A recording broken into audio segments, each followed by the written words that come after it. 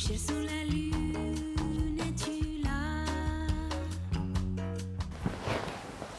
Coucou! Et non, cette vidéo n'est pas une morning routine. Aujourd'hui, on va parler de crises d'angoisse, d'anxiété, etc. Puisque je suis moi-même plus qu'une anxieuse, je fais des crises d'angoisse. En tout cas, j'ai fait des crises d'angoisse. Et le but de cette vidéo, c'est de vous donner les astuces qui, moi, m'ont aidé à surmonter un peu tout ça.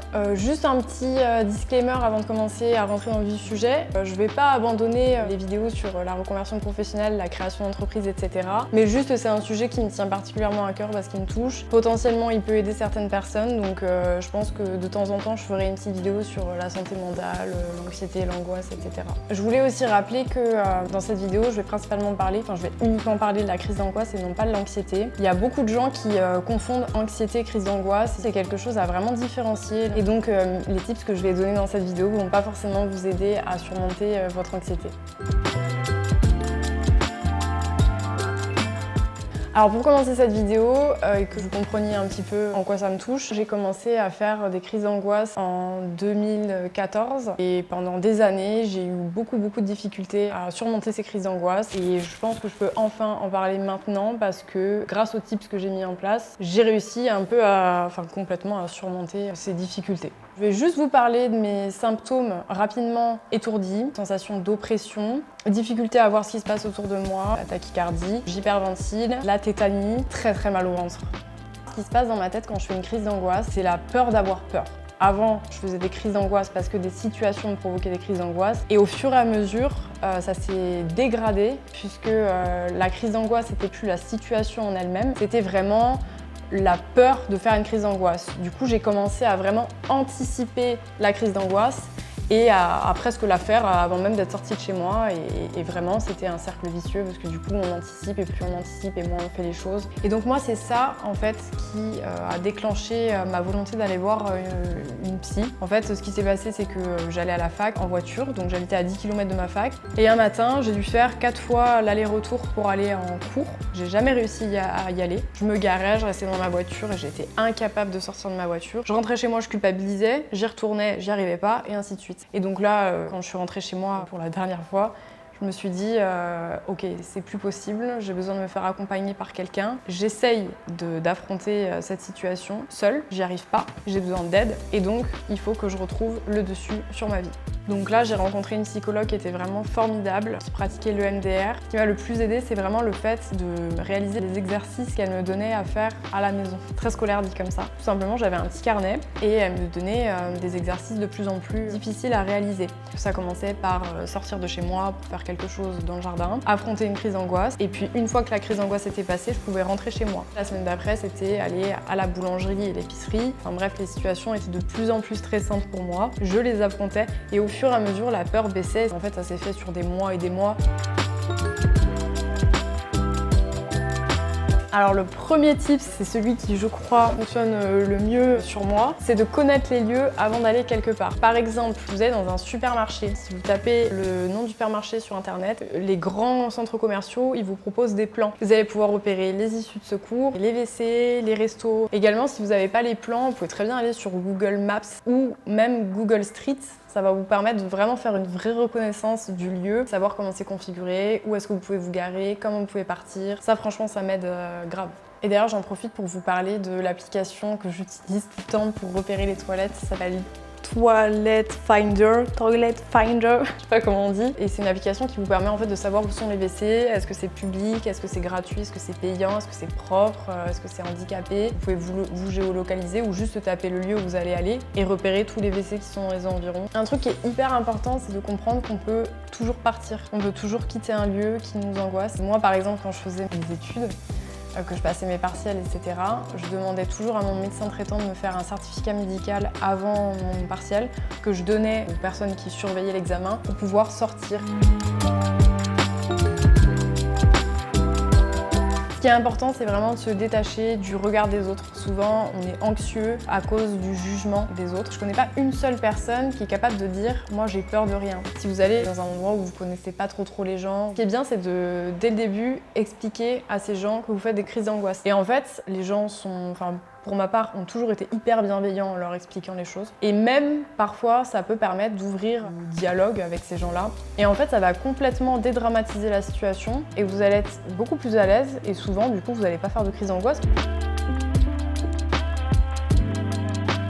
Si quelqu'un vous appelle et vous dit bah viens on va boire un coup, je sais pas où on va au resto, où on sort, on va se promener, machin. Évitez d'anticiper, juste dites ok, vous raccrochez, vous allez mettre vos chaussures, vous préparez, prendre une douche, etc. Vous partez et vous n'avez pas le temps en fait de vous faire tout un scénario dramatique. Et en fait du coup vous allez juste arriver sur le lieu et kiffer le moment parce que vous n'aurez pas eu le temps de vous faire le scénario drama avant de partir.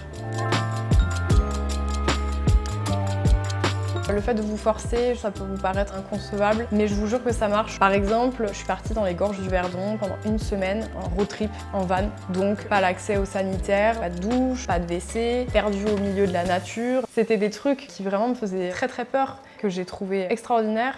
Et que du coup maintenant j'ai envie de refaire. J'essaye de transformer certaines angoisses en plaisir. Ça permet de relativiser. Si à un moment donné, pour une raison X ou Y, tu te remets angoissé dans un magasin, tu vas te dire... oui, non mais carrément. En fait, le fait de faire un truc qui est quand même assez ouf, en tout cas pour moi, après quand je vais faire mes courses, je me dis mais putain, je vais quand même pas faire une crise d'angoisse alors que je suis en train d'acheter du sucre, alors que il y a 2 semaines, j'étais en train de mettre la tête sous l'eau dans les gorges du Verdon, tu vois.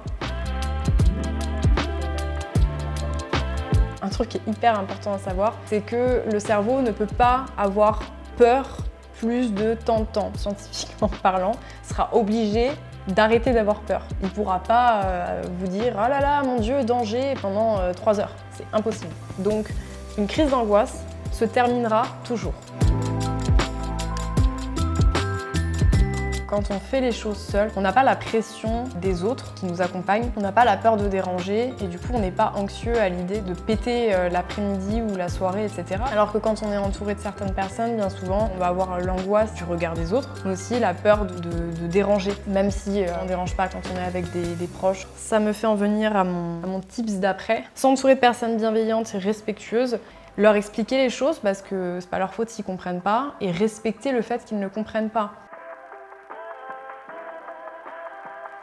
J'ai besoin de dire à mes proches de me laisser tranquille quand je fais une crise d'angoisse. Il faut surtout pas m'oppresser en me disant « Oh là là, ça va pas, tu veux t'asseoir, est-ce que tu veux qu'on sorte, t'as besoin d'eau ?» Je supporte pas ça, moi j'ai besoin d'être tranquille, d'être toute seule, qu'on ignore la situation. Quand vous faites une crise d'angoisse, il faut se calmer.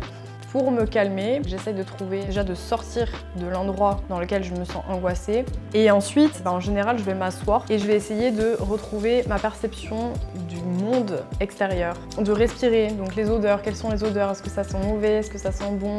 Est-ce que j'ai chaud? Est-ce que j'ai froid? Quelles sont les couleurs autour de moi? Est-ce qu'il fait beau? Est-ce qu'il fait moche? Quels sont les sons? Toutes ces choses qui vont me permettre de me replacer dans l'espace en fait. Quand je dis sortir de l'endroit qui vous fait peur, je suis pas en train de dire de quitter le lieu, mais c'est plutôt réussir à vous mettre dans un endroit qui vous sécurise pour affronter la crise d'angoisse. Mais si jamais ça va vraiment pas, évidemment, vous pouvez partir. C'est pas grave. Un truc qui est bien, c'est la technique de « la dernière fois, j'ai réussi ». Se dire « Ok, là, je suis vraiment pas bien du tout. La dernière fois, ça me l'a fait aussi. Mais la dernière fois, j'ai réussi.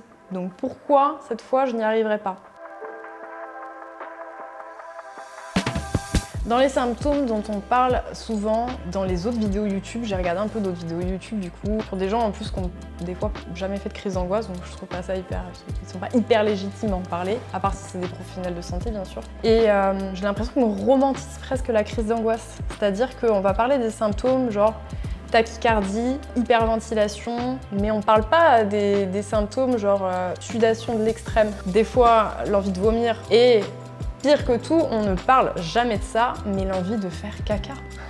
C'est bien d'avoir sur soi du Vogalib et... merde, c'est quoi le truc? De l'Imodium, voilà.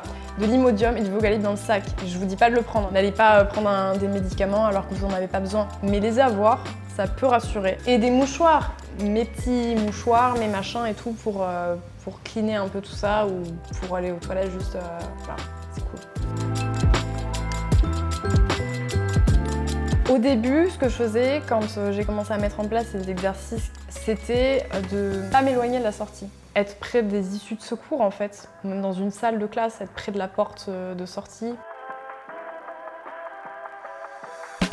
Le truc le plus important, c'est de prendre le temps. Prendre le temps quand on est dans la situation. Et il faut pas faire de parallèle entre le lieu et la crise d'angoisse, ça n'a rien à voir. Donc faut pas faire de lien et du coup prenez le temps. Moi quand je retourne dans un endroit où j'ai déjà fait une crise d'angoisse, je m'imprègne du lieu, je le regarde, j'essaye de faire les choses autrement. Encore une fois, de rester proche de la sortie au début, puis une fois que je suis mieux, je peux rentrer plus dans le magasin par exemple.